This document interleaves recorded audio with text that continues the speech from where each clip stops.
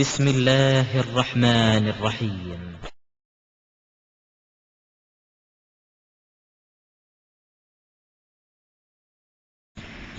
நாம் வாழ்ந்து கொண்டிருக்கக்கூடிய இந்த நவீன யுகத்திலே பலவிதமான முன்னேற்றங்களை மனிதன் கண்டுவிட்டாலும் அவனால் தீர்வு காண முடியாத சில விசித்திரமான நோய்கள் இந்த உலகத்தில் புதுசாக இறக்குமதியாக இருக்கிற காட்சியை பார்க்கிறோம்.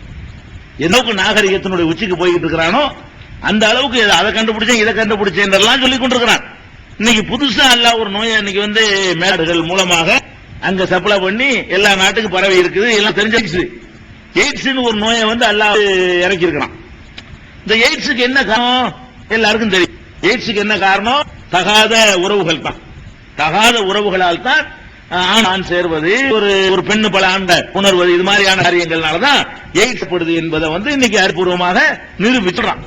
இவங்கெல்லாம் தெரியுது. ஆனால் இந்த எய்ட்ஸ் என்பது 100 வருஷத்துக்கு முந்தைய இருந்துச்சா? இல்ல.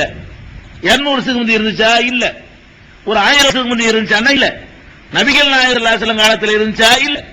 இந்த மாதிரியான காரியங்கள்ல ஈடுபட்டா எய்ட்ஸ் புதுமையான ஒரு நோய் தொற்றும் அப்படின்னு கற்பனை பண்ற அளவுக்கு ஏதாவது முகாந்திரம் என்ற காலத்துல அதுவும் கிடையாது. ஏன்னு கேட்டா அது மாதிரியான அறிகுறி எதுவுமே கிடையாது. இன்னும் சொல்ல போனா மிருகங்கள்லாம் இருக்குது. மிருகம்லாம் இந்த மனுஷன் எதை செஞ்சுட்டு எய்ட்ஸ் வாங்கிட்டு இருக்கா அதை செஞ்சுட்டு இருக்குது. அதுவும் வர காணாம். மிருகங்கள் இருக்குத ஏதாவது வரமுறை இருக்குதா? எது வேணாலும் எதோ வேணாலும் போய்க்கிறோம். அதுக்கு என்ன செய்யறது இல்ல, எந்த ஒரு நோயும் வருவதில்லை. அதுல இருந்து நம்ம ஒரு சிந்திச்சு முடிவு எடுக்கிறதா இருந்தா இதனால எல்லாம் ஒண்ணு வராதுன்னு தான் இருக்கணும். அந்த காலத்துல ஒரு 1400 வருஷத்துக்கு முன்னாடி இதை பத்தி தீர்மானிக்கிறதா இருந்தா அது போல ஆரம்பம் அப்படியே பண்ணிக்கிட்டாரு, கல்யாணம் பண்ணிட்டு இருக்குது, இதுல என்ன வருவது அப்படிதான் சொல்லணும். 1400 வருஷத்துக்கு முந்தின ஒரு மனிதர் என்ற பார்வையில அவருக்கு தோன்றக்கூடிய அறிவு பிரகாரம் நீலா இருந்தா நானா இருந்தா அப்படிதான் சொல்லுவோம். தப்பு செஞ்ச என்ன இன்னைக்கு சொல்ல மாட்டோம். கண்டுபிடிச்சு சொல்லிட்டாங்க இன்னைக்கு சொல்ல மாட்டீங்க.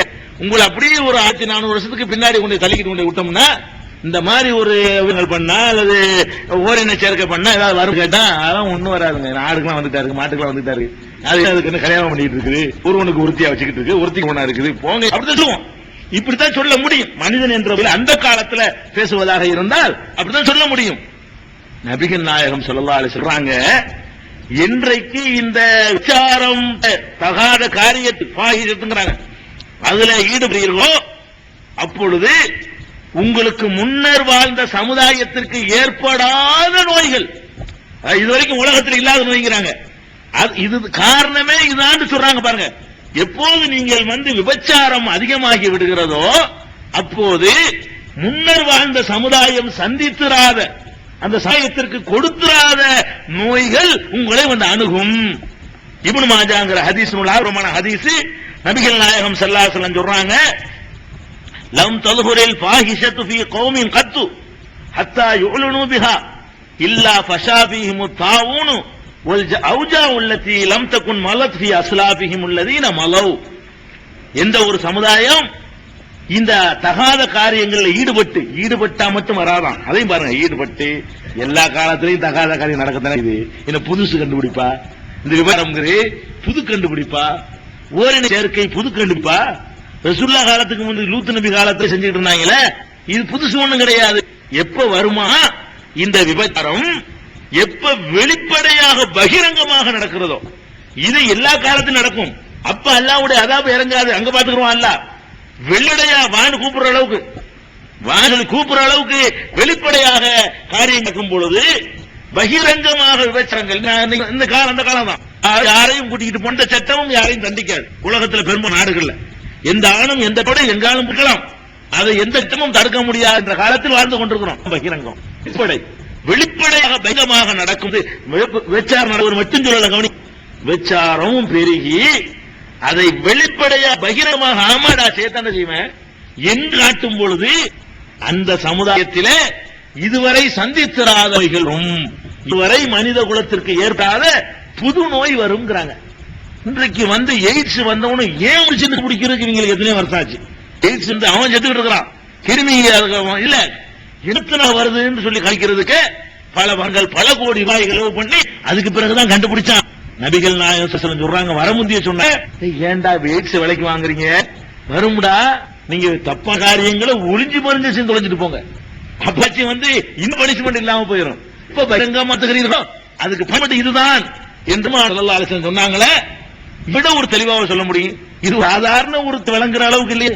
இதுக்கு இந்த ஒண்ணுக்கு மட்டும் ஏன் சொல்ற, வேறலாம் சொல்லாம, வேற தப்புக்கெல்லாம் சொல்லாம, இதுக்கு தான் புது அதிகா இருக்கு. மத்தெல்லாம் பலனுங்க, பல ஹார்ட் அட்டாக் எல்லாம் புதுசா கண்டுபிடிக்கலாம், பழசு தான்.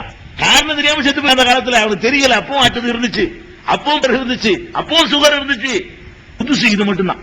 இந்த HIV தான் புதுசு, இல்லாது புதுசா இருக்கு, இது வரைக்கும் இல்லாது, எந்த சமுதாய காரணம் இல்லாது. வந்து ஸல்லல்லாஹு அலைஹி வஸல்லம் சுப்ஹானல்லாஹ், இது மனித வார்த்தை. இறைவன் அறிவித்துட்டால் மாத்திரம் இதை ஒரு மனிதர் சொல்லி இருக்க முடியும். 1400 முந்தி. இன்னைக்கு வேணா நீங்கள் சொல்லலாம், நானும் சொல்லலாம், யாரு வேணாலும் சொல்லிட்டு போகலாம். சின்ன பிள்ளைக்கு தெரியற அளவுக்கு ஒரு LKG சொல்ற விஷயம் ஆகி போய்ப்பேன். இதனால இது வரும், அதனால சேஃப்டியா வந்து யூஸ் பண்ணிக்கன்னு சொல்ற அளவுக்கு விளம்பரம் பண்ற அளவுக்கு ஆயிட்டாங்க. ஆனால் பெருமானார் ஸல்லல்லாஹு அலைஹி வஸல்லம் காலத்துல சொல்ல முடியாது. அன்றைய சமூகத்துல வந்து இதுக்கு வரும்னு சொல்ல இயலுமா? அப்படியே நடக்குது. விபத்தமும் நடந்து பகிரமாவும் எந்த நாடுகள்ல நடக்கிறதோ, சவுதியில ஹிக்ஸ் இல்ல, எந்த நாட்டுல தப்பே செயலில் வரல, வெளிப்படையா செய்யாத நாடுகள் இல்லைங்க, வெளிப்படையா செய்ய அனுமதிச்ச நாடுகள் அப்படிங்கிற உலகம் ரெண்டா. பெரிய சவுதி படம் சொல்ல வரல, மாதிரி ஆட்களுக்கு தான் செய்வாங்க. அப்படி ஒளிஞ்சு மறுபடி செய்யணும் இருப்பான். வெளிப்படையா டிக் பண்ணி தப்பு இல்லைன்னு செஞ்சா என்ன, சினிமா காட்டுவேன் எல்லாமே செய்வேன் அப்படின்ற அளவுக்கு சிறப்பு விளக்கு செய்ய சட்டப்பூர்வ அனுமதி கொடுத்து செய்யற அளவுக்கு வந்து கோடு போடுறான், அப்படி பிரிக்கிறான். உனக்கு எய்ட்ஸ் இல்ல, ரெண்டு பிரிக்கிறான். அப்படி அவங்க மார்க் பண்றாங்க. அதிசயம் இது ஆச்சரியமா இல்ல. அப்ப வந்து இதுல வந்து நம்ம கவனமா இருக்க, அல்லாஹ் ரசூல் ஸல்லல்லாஹு அலைஹி வஸல்லம் முன்னெச்சரிக்கை, நம்ம மாதிரி தப்புகளுக்கும் போயிடக்கூடாது. இது நிச்சயம் அல்லாஹ்வுடைய தூதர் தான், மனிதனால சொல்ல முடியும், இறைவன் அறிவிச்சு கொடுத்தால் தான் சொல்ல முடியும் என்று அந்த நம்பிக்கை நாம் மேலும் உறுதிப்படுத்திக் கொள்கிறோம். இன்னும் அந்த உறுதி அதிகமாக இந்த ரமலான்ல இவர்களாக அல்லாஹ் நமக்கு அருள் புரிவானாக. அல்லாஹு